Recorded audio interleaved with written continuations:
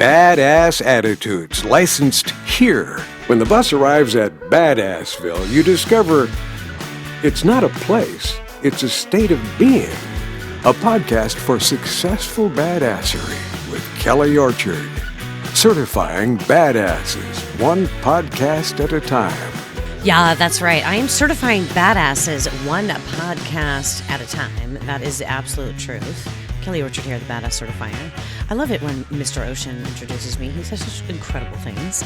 You know, being called badass never does get old, and it is now March. Can you believe it? We are marching into, I don't know, a whole new season. At least I hope. This month, everything I'm doing is all about leadership. That's right. I'm calling it like a leadership challenge or a leadership summit. Everything you need to know on leadership, I've got you covered. I'm having you can sign up for my emails. I'm not going to bombard you, but it's just like I got some emails about leadership for you. The podcast will be all about leadership. If you flip over to Kelly Orchard's Apple a Day, 60 seconds daily nourishment for wisdom, success, and personal growth. All of those are going to be about leadership this month. Why am I picking leadership for the month of March? Well, you know, the holidays are over, New Year's resolutions are done, and you know all of the stuff that goes on at the beginning of the year is sort of tempered down. And maybe you had some big goals that you had set at the beginning of the year, and maybe there have already been some shifts for you. I know there have been for me. So I usually kind of do a springtime, you know, let's get refreshed, let's kind of get renewed. You know, it's like if your New Year's resolution has already been put on pause for one reason or another, it's okay. Let's just do something different. So here's the thing. There's just so many questions when it comes to leadership. Are you a leader? Do you want to be a leader? What is a leader? I know it's overwhelming. I get it. What I phrased it is like this. Are you successful? Do you want to be successful? What is even success? Many of us switch the terms leader and success back and forth. But sometimes when you're in a leadership position, you aren't entirely sure what you're doing and if you're even doing it right. That's why I recreated this 30-day leadership challenge. So every day over the next 30 days, I'll send you something about leadership and what you can do to implement into your leadership style. So when it comes down to it, the way you lead has a huge impact on the productivity of your team. So my program, hey, it's absolutely free. You can get the emails, you can get the podcast, you can get the Apple a Day. You quite literally, it's going to cost you nothing. So you have nothing to lose and so much to gain, because I would also love for you to get my Badass Habits ebook and tell me that you want a sticker. I've been sending them out all over the place. It's fantastic. What are you waiting for? Well, you're here today, so this is the good start, Badass. I'm glad you're here. I do have some things to share with you. You know, I'll tell you a little personal stuff first. So my daughter, who lives in Texas now, which I've shared with you my road trip to Texas during the holidays, she's going to have her baby this month. That's right. It is my 5th grandchild. It's baby number 3 for her. And so I am thankfully, you know, with the changes that have happened in my field, I can conduct my therapy and coaching sessions via telehealth, like on the phone or secure video. So I will be able to go out and spend some quantity time with my daughter and her family and get acquainted with my new grandbaby or grandberry.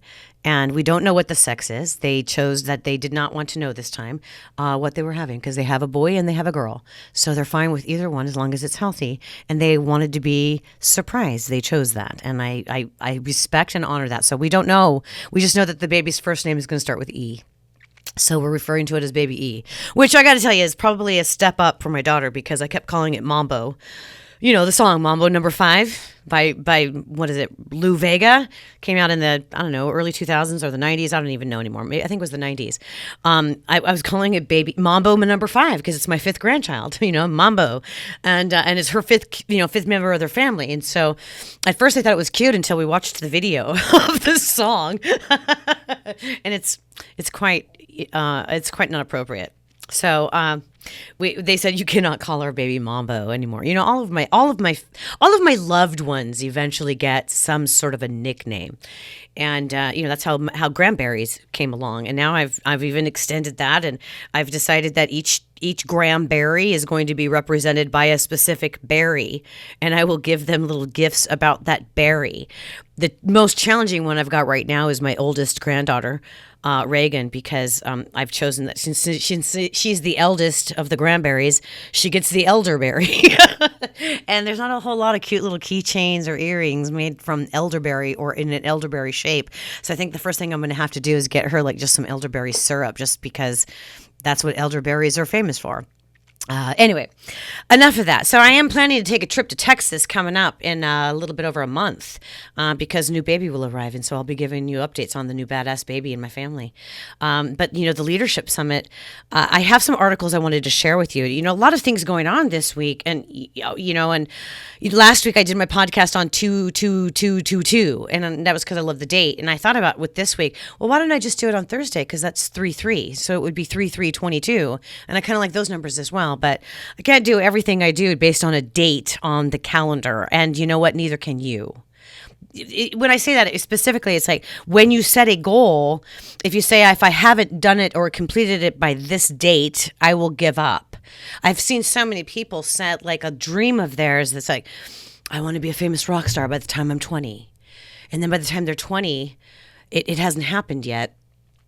So what, are they going to give up on their dream? And I know that a lot of our dreams have been derailed completely lately.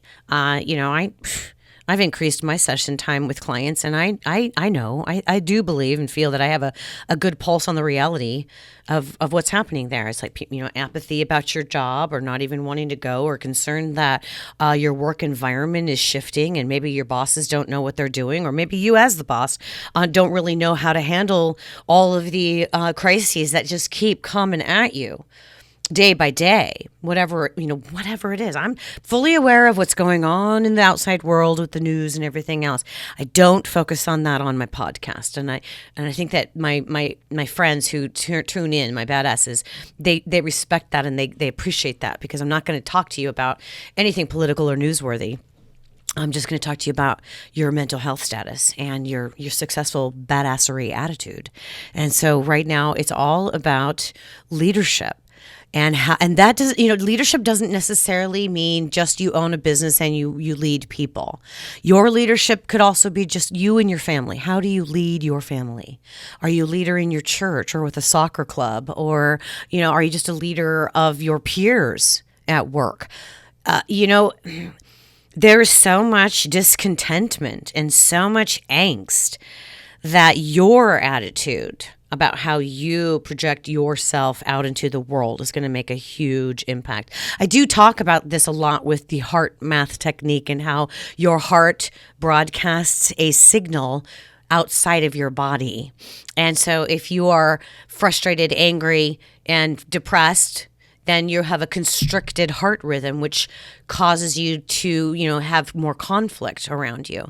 But when you are projecting, you're thinking of loving thoughts, appreciation, what they would call a higher vibration thought process, your heart is emanating a positive signal, which is more open and more inviting, and it sends off positive energy to the other people around you.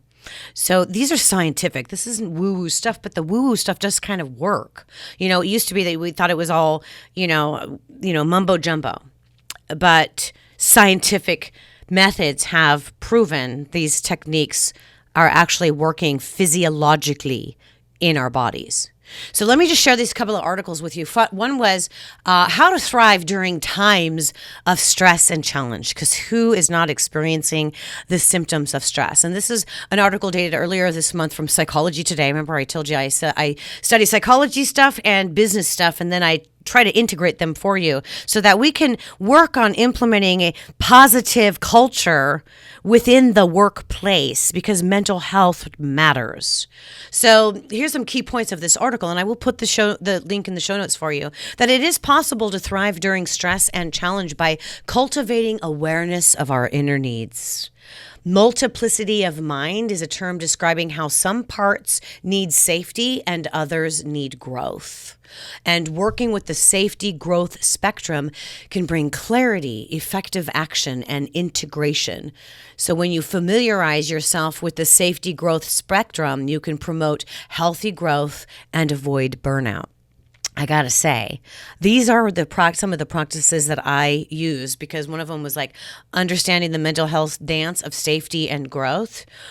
Some of the things that I'm doing for my own, self-care, to have that multiplicity of mind is extreme self-care. With some of my activities when I start my morning and when I end my day. So this is, like I said, this is from Psychology Today. I'll put the link in the show notes. Whatever internal balance you have had before COVID has likely been challenged over the past 2 years. From disrupted work-rest patterns to the right amount of connection and alone time, major changes have likely affected both your inner and your outer world. Likely you've asked yourself, do I hunker down and play it safe, or do I stretch myself now in ways that I can? From starting a new exercise routine to looking for a new job or career, the safety versus growth dynamic is very real and perhaps an unsettling part of life.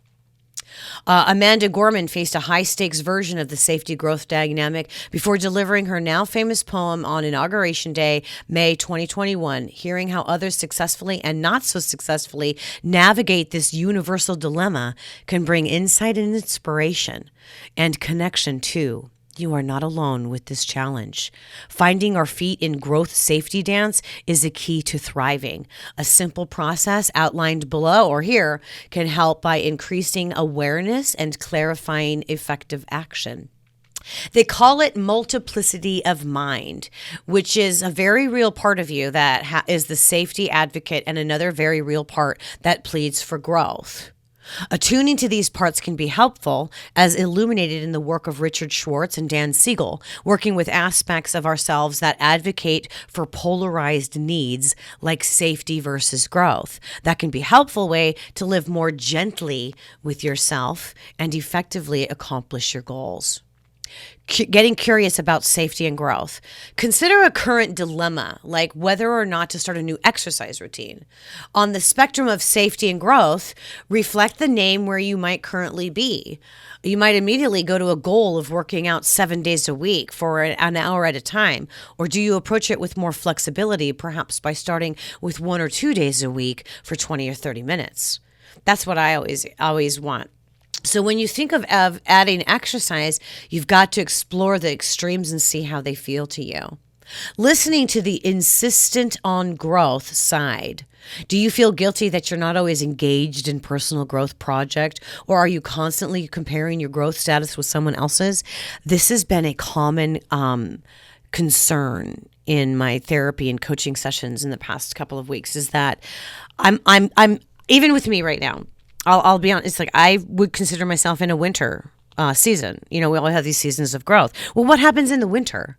Well, the winter is like all of the growth has died off. You've already, gotten all the fruits of your harvest for that particular season. And now you're pruning back things that aren't working for you, behaviors that aren't working for you anymore. Maybe some of your activities. A winter season is like, something is coming and you kind of accept and appreciate the pause. That's where I've had to go for right now. A month ago it was different, but things have shifted, and they don't normally shift that quickly. But, as you know, I've got my parents living with me, and they're 84 and they are declining, and I'm having to kind of pivot my own goals right now so that I can focus on this. And I see with my clients that are not exactly the same as my situation, but similar in context as far as we have to pivot because something just occurred that, maybe a job loss, maybe something else, maybe a relationship ended, maybe somebody died. And now all of a sudden the plans that you were making are no longer even relevant. And you can't really, I encourage them, don't feel guilty that you just might have to accept this pause right now. It is still part of the growth, because when you start pruning back things and what happens to a rose bush when you cut it back, when you trim everything off? It doesn't die. It flourishes after the hibernation period. It's okay to hibernate. Listen to the safety-seeking side. Back to this article. Maybe you feel high anxiety anytime you think about stepping out and trying something new. Perhaps even the smallest risk seems intolerable. Again, try not to listen to the inside of that part that's pushing for safety. What is most worried about you right now is where to step out and start something new. Maybe it's the fear of failure, of course, or the disappointment of being exposed or even feeling humiliated. So often our experiences growing up are packaged in a to-go container, keeping us afraid of our middle school bullies, even though they are now long gone.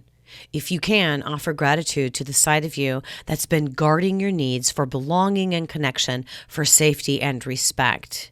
You can update your rigidity and safety-seeking part on the current status of your relationships, like the safety you have now, those who are rooting for you, all that have believed in you, even when you don't succeed. Address those fears by not diminishing them, but updating them as you might with a child afraid of something they don't fully understand. The journey toward integrating and thriving. Humans thrive in the middle ground of flexible safety and growth by listening to the concerns of both sides and addressing them so that urges don't turn into emergencies. Attunement and responsiveness to the concerns of each side allow them to relax and to feel like a vital part of the whole. So rather than an overzealous burst of enthusiasm that gets you to buy a home gym without consulting the safety side that dooms the plan from the start, you can bring both sides to the negotiating table to find a reasonable way forward. Safety and growth need not be a war. Both are vital needs, contributing to balance and personal development. Bringing both to the table in a step toward integration is a key to thriving. And with practice, it's possible, even during stress and challenge. So I will put this article in the show notes, but this is all about balancing and trying to thrive during these times of stress and challenge. If you need some more help with that, just shoot me an email. We'll get started. All right. I promise you. Now, this next article that I've shared, I've saved for you is right back to leadership. 2 keys to improving leaders' mental and emotional well-being. And this is actually from Entrepreneur magazine, from last week. And I will put the link in the show notes for you. The past couple of years have not been easy for anyone. According to a survey by The Standard, the marketing arm of Stancorp Financial, conducted at the height of COVID-19 pandemic, close to half of U.S. workers admitted to struggling with their mental health. Business leaders are certainly not immune to such challenges. In fact, it's all too easy for them to prioritize the health of a company over their own well-being. But the truth is that an enterprise cannot thrive if its leaders aren't physically and psychologically sound. It's essential for the health of a company and the individuals within it, according to Psychology Today, that they take care of themselves. We've all had ups and downs with our emotional health, me included. And through trial and error, we have 2 key practices that prevent it from declining and affecting the business: being transparent and taking ownership. Transparency, the good, the bad, and the ugly. It's a natural instinct to exclusively share good news and leave out the bad. A quick scroll through social media will be a testament to that. A slideshow of new houses, lavish vacations, exciting promotions, and fabulous parties. We see this at work too. Stories abound of new and exciting startups where everything seems to be going swimmingly. But then, surprise, the company goes bankrupt and employees and investors are left scratching their heads, wondering what happened. As leaders, we have to be transparent with team members and investors about the good and the bad. A lack thereof is not only unfair to those who work with you, it also isolates you as a leader, which makes it harder to ask for help. In sharing circumstances freely, you build trust with a team and give yourself the opportunity to learn from others and identify creative solutions. What does transparency look like? If you provide regular updates on the status of a business and to the investors, and in part because openly share achieved goals and as well as setbacks, you'll be able to follow through and get your company in the middle of a fundraising push or, which might not be the area of expertise. So in this article, it turns out professional fundraisers can get some help. You ask them for help on perspectives on your efforts. This is when you don't know what you're doing and you need to get something done. I'm in a position like that right now. I have a radio client who wants something done, and I know that I can do it, but I need to ask for help so that I can make sure that I'm doing it correctly. And that's complete transparency. Then that's what you need to do. When I have a client that comes in and, for example, they want to talk about addictions, I share with them, okay, listen, I'm not an addiction specialist. We can find some research, or I'm going to be able to refer you to somebody who is an addiction specialist. I mean, this is particularly my training also. But in leadership, you may not have been trained to do that, to seek help, to be okay with being transparent. All right. You don't have to share everything with the entirety of the staff or the board members right away. You can start with just one person, a close advisor or a longtime colleague. And then the next time you're in need, you might be open to sharing with 2 people, and maybe then 5, and then 10, and eventually your entire company. In time, you'll begin to see how valuable outside feedback and support are to success. I always encourage this with executives, to get a coach, an executive coach that can help you process some of these things that are going on so that you don't feel so alone. And I know a lot of times in a common industry, they don't want to do that because they're afraid that there's no confidentiality. Well, that really depends on the ethics of the person that you choose to work with. For me, it's like I take my license very seriously. That's why it's licensed to be badass. And part of my license, and even though I'm only licensed in the state of California, it's all law that I maintain confidentiality. Now, why would I jeopardize that just to share some gossip or some story to hurt my client? So really rethink that. If you're considering getting an executive coach or a mental health specialist to help you with your business, leadership, or in your home or in your family, do not hesitate to reach out to somebody that you trust, that you can process things through. I am very grateful for the people that I get to talk to regarding some of the concerns that I have today. And then make sure you take ownership of mistakes. This is the second key to improving your leadership skills. The second is to maintain mental health as a leader is taking ownership. When things go wrong, oftentimes we want to point the finger at someone else. However, successful leaders are those who take responsibility. For the first company this guy founded who wrote this article, he hired a local sales team, and its members processed false sales data to improve their numbers and had inflated egos concerning their abilities. They had to fire them and instantly felt hostile. They messed up his company, he thought, and how could he possibly move on? Eventually, this author realized that the blame lay in his own hands. He was the one who hired them and ignored the reference checks and told them that his team that they could be abrasive. In order to move forward, he had to look at the mistake and own it.